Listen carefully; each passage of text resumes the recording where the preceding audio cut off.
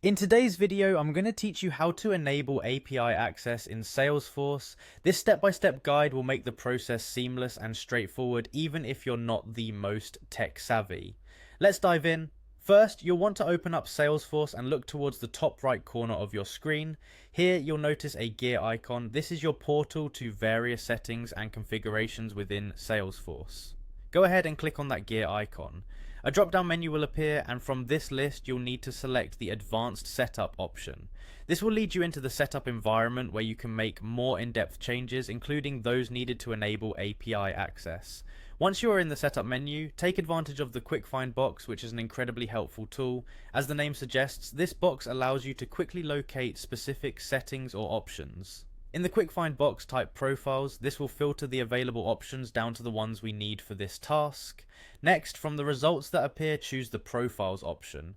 Profiles are essentially collections of permissions and settings that determine the actions a user can perform and access within Salesforce. By modifying these settings, we can enable API access specifically for the profiles that require it. Now that you're on the Profiles page, identify the specific profile you want to modify.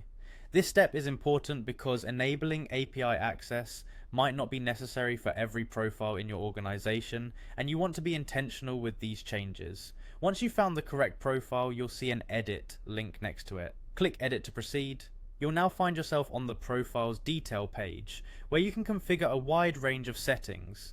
Scroll down until you reach the section labeled Administrative Permissions. This section governs various permissions that reflect the administrative capabilities for users with that profile. As you focus on the administrative permissions area, look for the API enabled checkbox. This is the crucial option for our undertaking today. Once you locate this checkbox, check it. This action will allow users with the selected profile to interact with Salesforce data programmatically using APIs.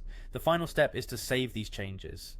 Locate and click the Save button, which is usually at the top or bottom of the page. By doing this, you apply the modifications you've just made. Congratulations! You've now successfully enabled API access in Salesforce for a specific profile.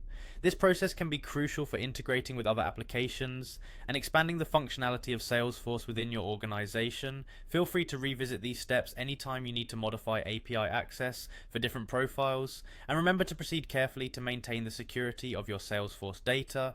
Thank you for watching, and I hope this guide was helpful.